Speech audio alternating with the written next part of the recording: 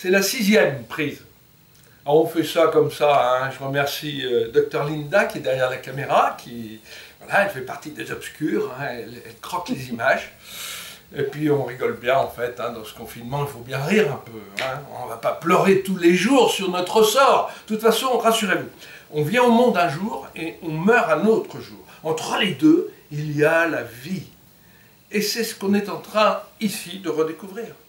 La capacité de survie, c'est la capacité de vivre, tout simplement. Alors on a vu le déblocage du plexus solaire, on a vu l'assouplissement de la colonne vertébrale, on a vu l'excitation du bulbe rachidien, on a vu que pendant 10 minutes minimum, il fallait pratiquer le non-faire. Hein, vous vous rappelez bien, hein, j'ai fait la différence, hein, avec toutes les méthodes dont on a entendu parler au XXe siècle. Hein, vous savez, toutes ces méthodes qui ont permis à beaucoup de gens de gagner beaucoup d'argent, hein, sur des bêtises. Parce qu'il y en a eu des bêtises décrites sur la gestion du stress, hein, etc. Toutes les méthodes miracles. En attendant, les gens n'ont pas fait le strict minimum qu'il fallait faire. Stimuler la base du crâne. C'est la clé, c'est celle que je m'attache en ce moment à vous délivrer dans ces vidéos. Alors on arrive à l'inspiration. On a parlé de l'union. L'union fait la force. Eh bien, quand vous sortez de l'obscurité, comme les mineurs ou les spéléologues qui vont remonter après 1 semaine ou 2 semaines ou 3 semaines d'obscurité, ben bien sûr, il ne faut pas ouvrir les yeux brutalement, sinon vous allez créer une perturbation du rythme biologique. Et puis alors après, vous les voyez, les spéléologues et les mineurs, quand ils remontent comme ça en catastrophe, ben, ils ont des malaises, ils ne sont pas bien, il y en a qui se trouvent mal, il y en a qui vomissent, il y en a qui... Bon, bref. Le mouvement générateur, ce n'est pas le cas. On passe que 10 minutes, un quart d'heure, une demi-heure dans l'obscurité, on risque pas grand-chose, hein, très sincèrement. Sinon, ça se saurait.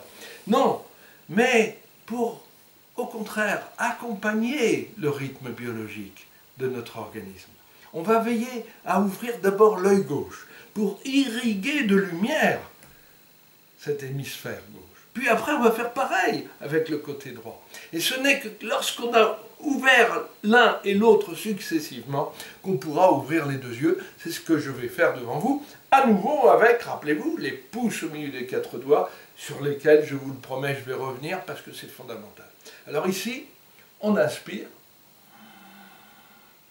Et vous voyez, j'amène les poings à peu près au niveau des oreilles, là, je serre mes omoplates, je tire bien, et je suis là en rétention du souffle. L'expiration ne commence que maintenant.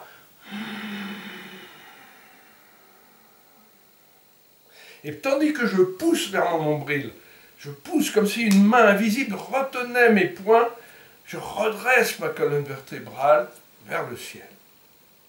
Si vous pouvez mobiliser vos 2 sphincters, intérieur et extérieur, même si vous ne les connaissez pas, c'est pas grave, essayez au moins de mobiliser les fessiers. Et puis pour ceux qui sont capables, essayez de mobiliser plus que les fessiers. À ce moment-là, en rétention, les épaules bien basses, ici, hein, vous revenez, vous gardez votre souffle et vous construisez votre nouvelle respiration en expirant. Voilà, ça vous le faites 3 fois. Une fois avec l'œil gauche, une fois avec l'œil droit, et la 3e fois avec les 2 yeux, toujours les pouces au milieu des 4 doigts. A tout de suite.